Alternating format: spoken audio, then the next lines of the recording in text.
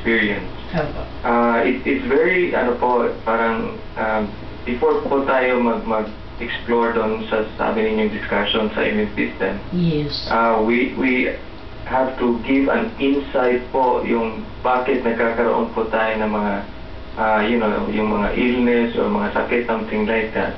Yeah. There is a big study po dito sa Amerika na for the last decade, yung topsoil po natin, yung sa lupa, Opo.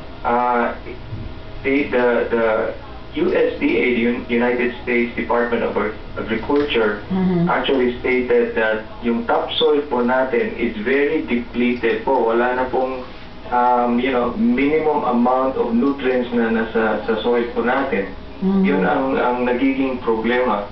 Kahit na yung ibang kumakain ng mga vegetables and fruits, hindi na nila makukuha yung 100% na nutrients na kailangan ng katawan.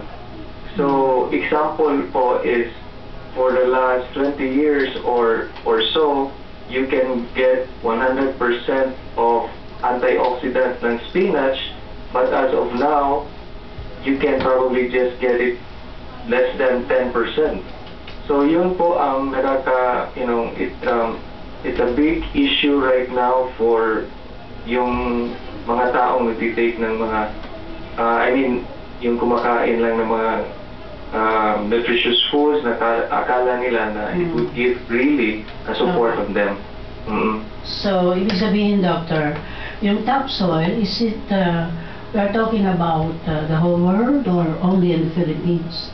Well, ang ibig kong sabihin, I'm just trying to give clinical aspect on dito lang po sa Amerika.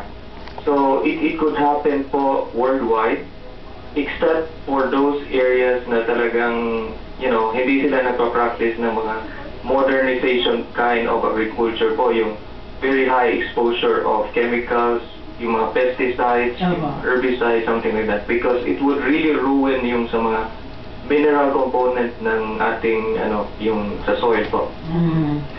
Even how you fertilize the soil, wala Yes rin. Po. Yes po.